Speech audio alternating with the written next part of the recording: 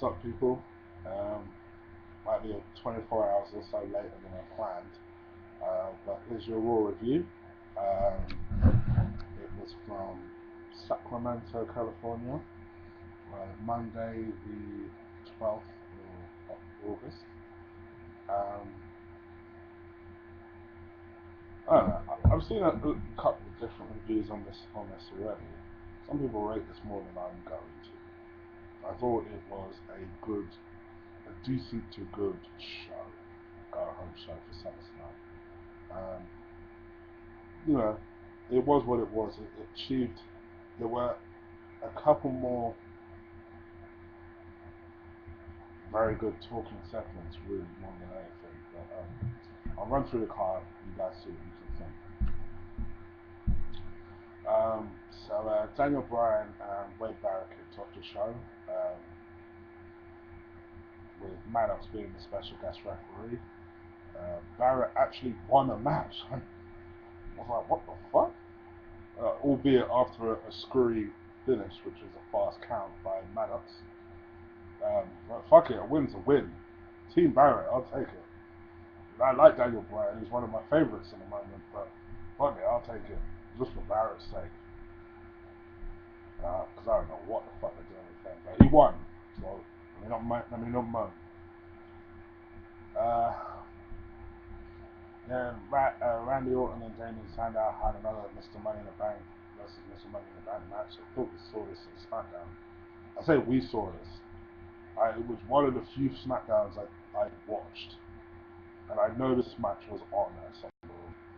Correct me if I'm wrong. This was like 2 weeks ago. But Randy won that. Pretty sure he won that SmackDown match as well. Um, then Shield cut a promo, which they kind of cut to very suddenly. I don't know. It seemed kind of fucked up. It seemed kind of rushed there. But yeah, they started a promo. It was decent. I can see that they're going for more of a legend killer-esque type of gimmick where they're more targeting the old guard, as they say. Hopefully they can make it work for them. I like the Shield. I think we're coming to the point where we may have to start thinking about breaking up the Shield. Um, I think individually they'll be able to get over a lot better than as a collective. Like the reason why the Wyatts are able to get over as a collective is because A, the focal point is about one person. Yeah, you have two essential muscle, two guys that's big muscle, but they're trying to get over one person and it's working. It's a strong gimmick and it's working. Whereas with the Shield, you have a group of talented individuals. That's it. Just in some beat old fucking budget boss man type fucking police shield gear. I don't know what the fuck they're wearing, but I don't know. Individually, I like the individuals. I just think they need to split them off. I think it's coming to that point now. And Vinnie Mac starts a promo talking about hiring Maddox as a special guest referee.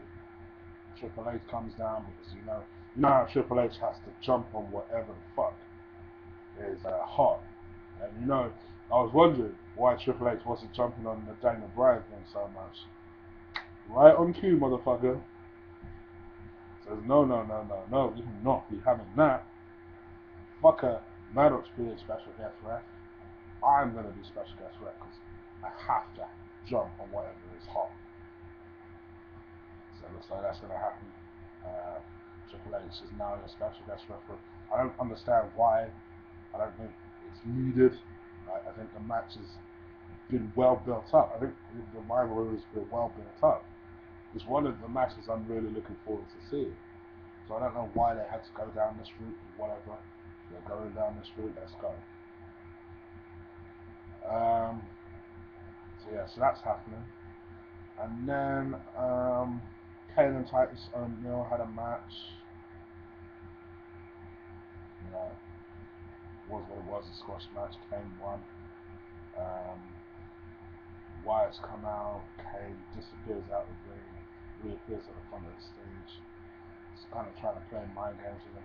For some reason, their match is not called an Inferno match. It's called a Ring of Fire match. We all know what the fuck it is. Call it an Inferno match. You know, obviously this is another match I'm looking forward to see. Let's see what happens. I'm looking forward to seeing how it plays out. Let's see.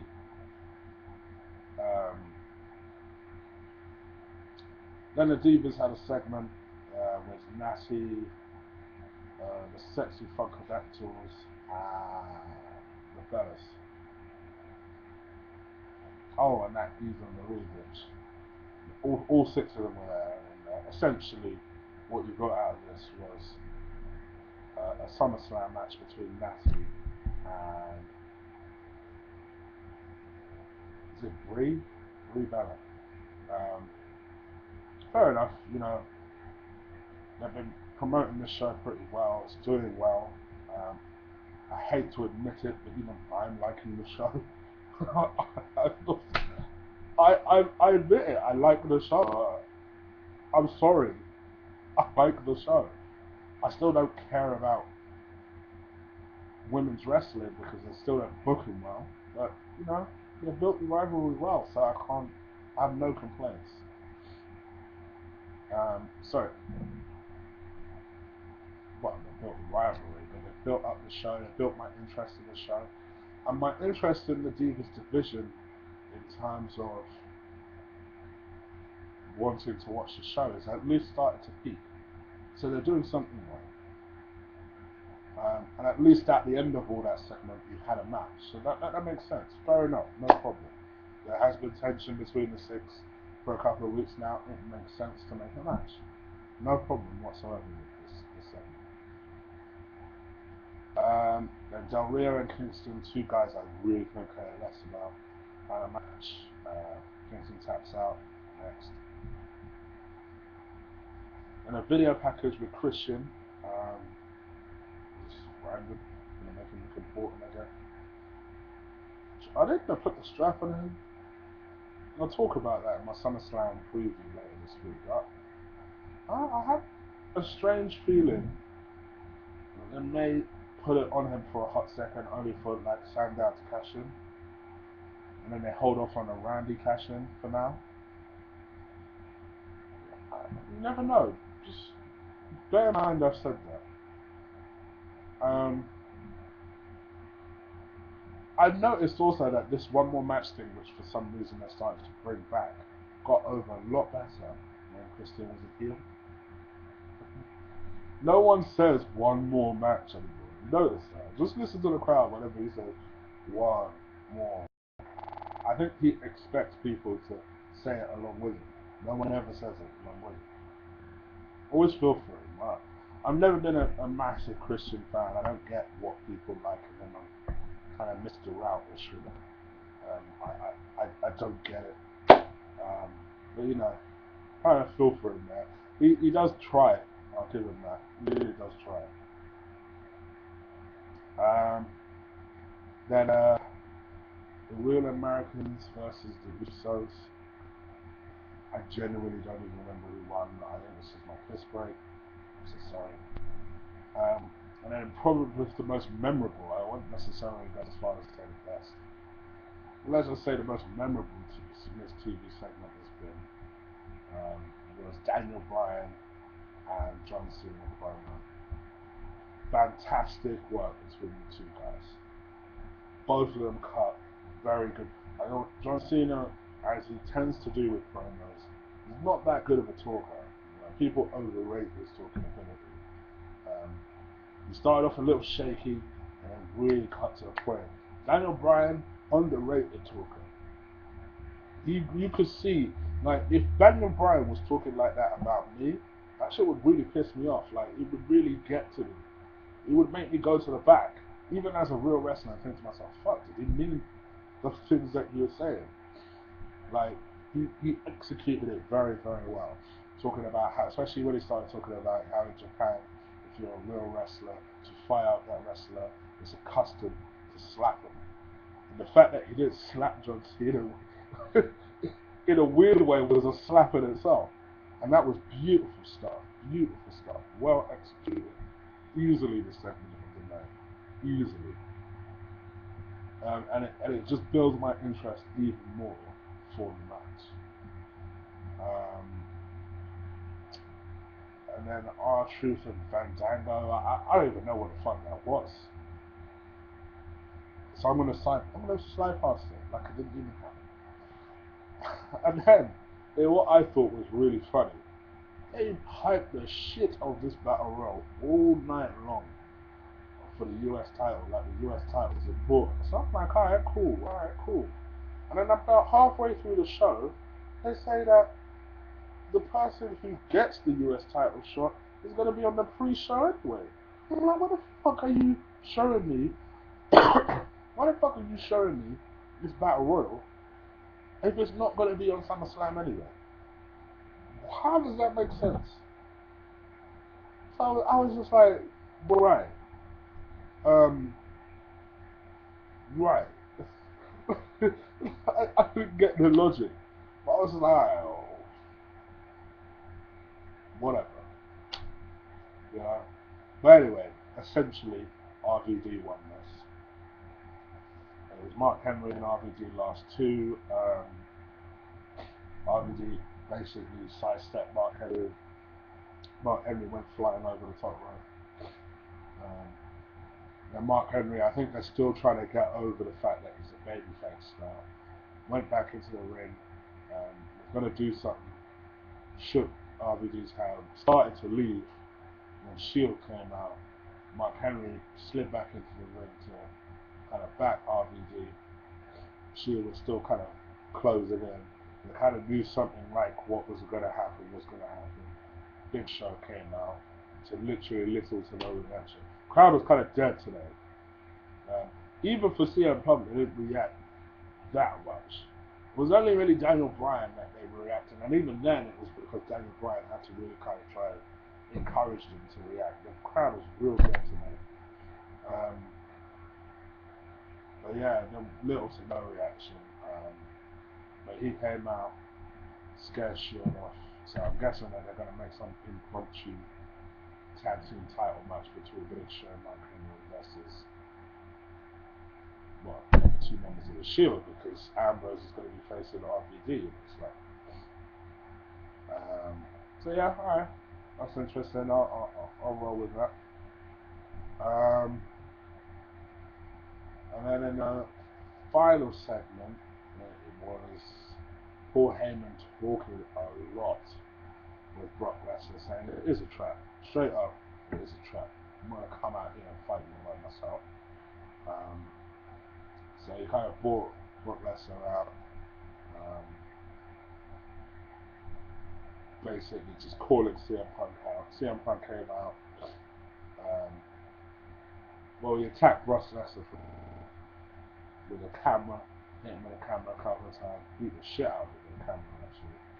And they went after Paul Heyman. Paul Heyman ran to the stage. Axel came out, gave Axel a GTS.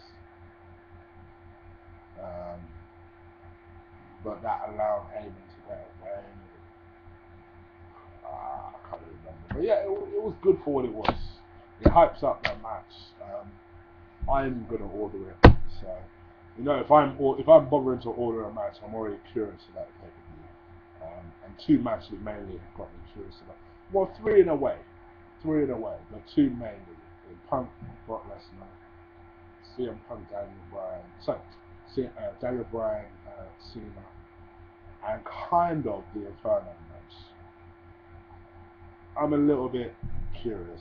You may notice that I have not mentioned the mixed tag match, because this made an appearance in the segment. I just don't give a shit. Straight up. I don't know what they're doing with Ziggler. So because they don't know what they're doing with Ziggler, I'm not going to address it. you won't see me mention it on Raw until they start doing something properly this season. If it continues to evolve this big time, as much as I think that Caitlyn is fine, as mad as you guys might think that I think Caitlyn is, so as mad as you guys may think I am for thinking that Caitlyn's fine, I don't give a rat's ass. That's beside the point. If they don't give a shit, I don't give a shit. Simple as that. So anyway, I hope you like this. I always try and keep it under 15 minutes, and I always consistently fail, so I apologize for that. I only just failed to this week. I only just failed. I hope you like, comment down below, like this video, subscribe, damn you motherfuckers. I know you're watching my videos. Subscribe. And I'll catch you guys later. I'll be doing a few videos this week. I promise. I promise this time. I'll be doing a few. Because I have had actually a couple of requests for people to give me my opinion on some of this TNA crap. I've deliberately not made a comment, and I'll explain why later this week. Because I have seen the TNA releases, yes. I'm not necessarily happy that Chris Sabin is champion either, yes. But then, as someone I'm subscribed to made a comment that kind of annoyed me, so I'm going to respond to that person. I respect them immensely, but they made a comment that kind of got my nerves, and that was Deluxe Man. Deluxe Man, coming at you, motherfucker. Now, I ain't got no beef with him, but he did make a comment that annoyed me, so I'm going to do a response video to it. So stay tuned to that. Alright, take care.